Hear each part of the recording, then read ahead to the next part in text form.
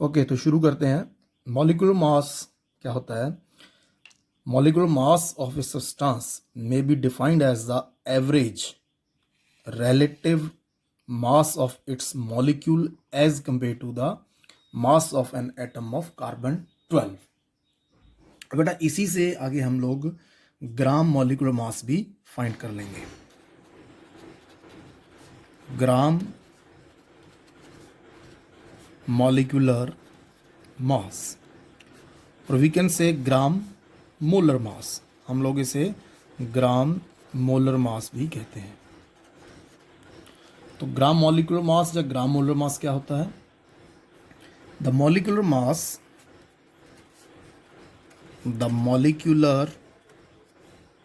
मास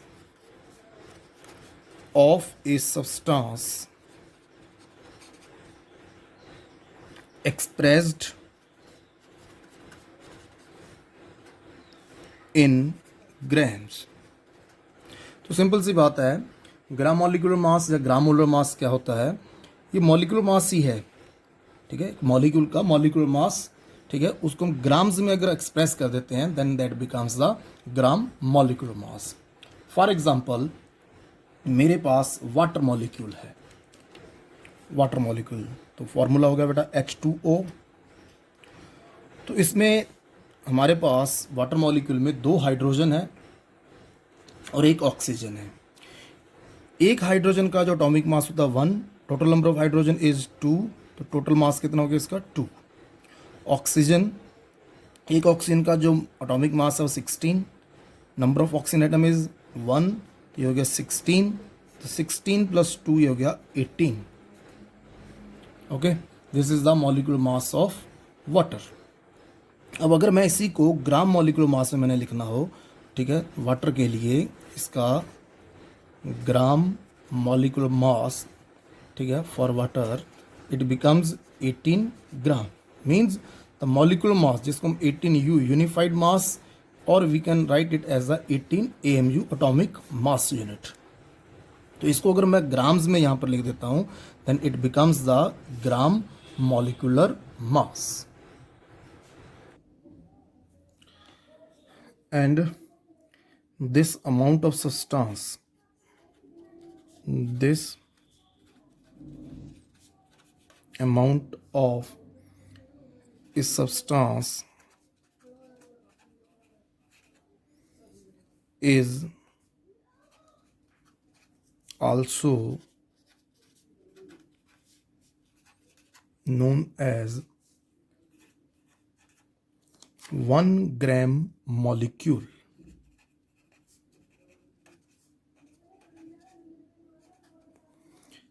मतलब बेटा जैसे 18 ग्राम वाटर का ग्राम मॉलिक्यूलर मास है और यही अमाउंट जो है this is equal to the 1 gram molecule of water. मतलब आपसे अगर पूछा है कि what is 1 gram molecule of water, हम कहेंगे कि this is equal to the 18 grams.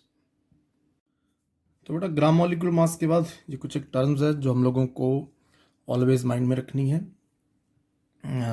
Gram atomic mass, gram atomic mass, this is atomic mass of any element expressed in grams। तो ग्राम एटॉमिक मास क्या है? This is the atomic mass which is expressed in grams. And also जो gram atomic mass है it is equal to gram atom, gram atom के equal है जी। Okay, for example अब atomic mass हम लोग देखते हैं in case of element. For example मेरे पास एलिमेंट है कार्बन, तो जो कार्बन है इसका जो ग्राम एटॉमिक मास है इट इज 12 ग्राम, ठीक।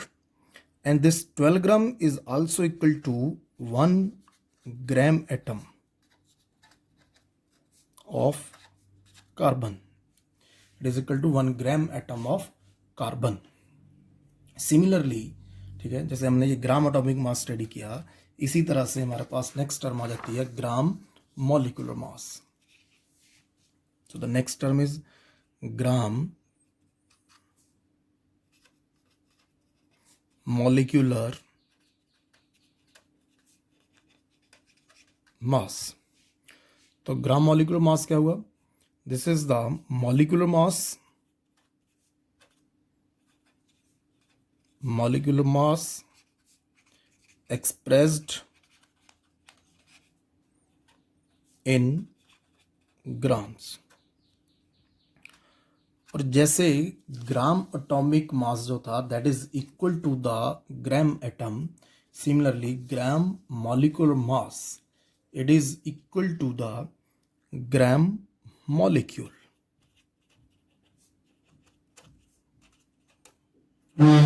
ग्राम मॉलिक्यूल. अब बेटा फॉर एग्जांपल मेरे पास मॉलिक्यूल है मीथेन का CH4. तो एक कार्बन का जो, अगर मैं इसका ग्राम मॉलिक्यूलर मास कैलकुलेट करता हूँ तो एक कार्बन का जो एटॉमिक मास है तो वो है 12. एक हाइड्रोजन का 1 होता है, 4 हाइड्रोजन का टोटल 4 हो गया, तो इट इज़ टोटल 16 ग्राम. तो 16 gram is the gram molecular mass and also 1 gram molecule of methane is equal to 16 gram. Further कुछ एक बातें और हम लोगों को माइंड में रखनी है. जैसे ऑक्सीजन है, ठीक है, ऑक्सीजन है, तो ऑक्सीजन को सिंबॉलिकली जैसे मैं लिख देता हूं O.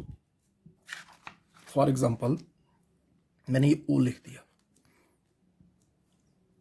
तो ये जो O लिखा है इसका मतलब कि मैं ये ऑक्सीजन का एक एटम आपको शो कर रहा हूं, ठीक है. और इसी को अगर हम लोग ऐसे लिखते हैं O2, तो O2 का मतलब क्या है यहां पर? O2 का मतलब है कि ये ऑक्सीजन का एक मॉलिक्यूल है. तो एटम के केस में हम लोगों ने एटॉमिक मास देखना होता है, मॉलिक्यूल के केस में मॉलिक्यूलर मास. तो जैसे ये इसी ऑक्सीजन का हम लोग एग्जांपल लें तो मैं इसको ये इस तरह से लिख सकता हूं कि ग्राम atomic mass of oxygen, okay, or it can also be written as gram atom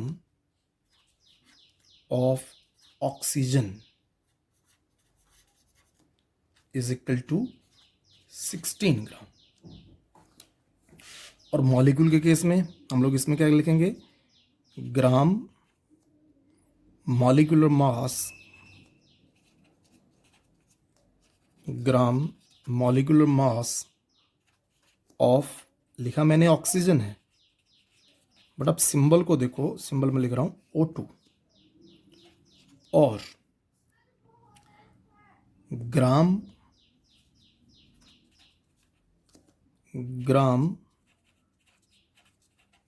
molecule